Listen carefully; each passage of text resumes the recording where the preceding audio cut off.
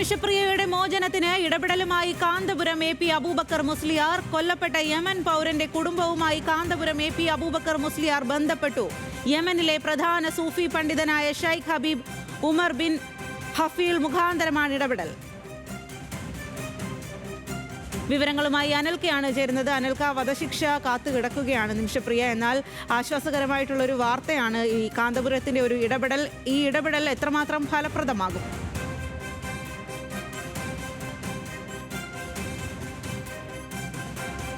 കാത്തിരിക്കുന്ന ഒരു കാര്യമാണ്. ഇതുമായി ബന്ധപ്പെട്ട് കേരള സംസ്ഥാന സർക്കാരുകളൊക്കെ തന്നെ വലിയ രീതിയിൽ ഇടപെടൽ നടത്തുന്നത്. ഈ ഘട്ടത്തിലാണ് കാന്തപുരം എ പി അബൂബക്കർ മുസ്ലിയാർ നിമിഷപ്രിയയുടെ മോചനത്തിനായി ഇടപെടുന്നത്. യമൻ പൗരന്റെ കൊലപാതകവുമായി ബന്ധപ്പെട്ട് വധശിക്ഷയ്ക്ക് വിധിക്കപ്പെട്ട മലയാളി നഴ്സ് നിമിഷപ്രിയയുടെ മോചനത്തിനായാണ് എ പി കാന്തപുരം അബൂബക്കർ മുസ്ലിയാർ ഇടപെട്ടിരിക്കുന്നത്. കൊല്ലപ്പെട്ട യമനി പൗരന്റെ കുടുംബവുമായി കാന്തപുരം എ പി അബൂബക്കർ മുസ്ലിയാർ ബന്ധപ്പെട്ടെന്നാണ് ഇപ്പോൾ നമുക്ക് അറിയാൻ കഴിയുന്നത്. യമനിലെ പ്രധാന സൂഫി പണ്ഡിതനായിട്ടുള്ള Sheikh Habib Umar bin Hafiz മുഖാന്തിരമാണ് കാന്തപുരം ഇപ്പോൾ ഇടപെടൽ നടത്തിയിരിക്കുന്നത്.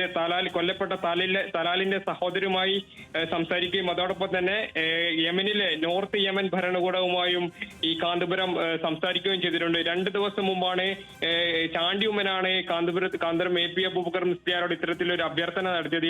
ഈ ചാണ്ടി ഉമ്മന്റെ അഭ്യർത്ഥന പ്രകാരമാണ് കാന്തപുരത്തിന്റെ ഈ വിഷയത്തിൽ നിമിഷപ്രിയയുടെ മോചനവുമായി ഇത്തരത്തിൽ ഇടപെടുന്നത്. മർക്കസുമായി നിരന്തരം ബന്ധപ്പെടുന്ന Sheikh Habib Umar bin ഹാഫിദിനെ Kanthapuram ഈ വിഷയം ധരിപ്പിക്കുകയും അതോടൊപ്പം തന്നെ ഈ വിഷയത്തിൽ ഇടപെടാൻ അഭ്യർത്ഥിക്കുകയുമായിരുന്നു. ഇതുമായി ബന്ധപ്പെട്ട് അദ്ദേഹം തലാലിന്റെ കുടുംബവുമായി ബന്ധപ്പെടുകയായിരുന്നു. തലാലിന്റെ സഹോദരനുമായും സംസാരിക്കുകയും ചെയ്തിട്ടുണ്ട്. ഇതാദ്യമായാണ് തലാലിന്റെ കുടുംബവുമായി നിമിഷപ്രിയയുടെ ഭാഗത്ത് നിന്ന് ഒരാൾക്ക് സംസാരിക്കാൻ കഴിയുന്നതെന്നാണ് ഇപ്പോൾ നമുക്ക് ലഭിക്കുന്ന വിവരം. അതോടൊപ്പം തന്നെ ഈ നീക്കം ഏറെ പ്രതീക്ഷയോടെയാണ് കേരളം ഒന്നടങ്കം നോക്കിക്കാണുന്നത്.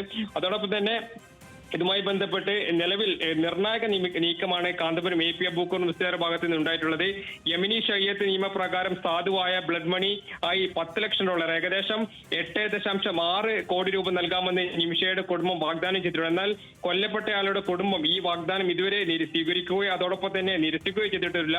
ഈ ഘട്ടത്തിലാണ് കാന്തപുരം എ പി അബൂബക്കർ മുസ്ലിയാർ നിമിഷപ്രിയയുടെ മോചനത്തെ ഇടപെടുന്നത്. എന്നാൽ ഇതുമായി ബന്ധപ്പെട്ട് ഒരു വാർത്ത, ഏറെ പോസിറ്റീവ് ഒരു വാർത്ത നമുക്ക് പ്രതീക്ഷിക്കാം. സ്വാതി.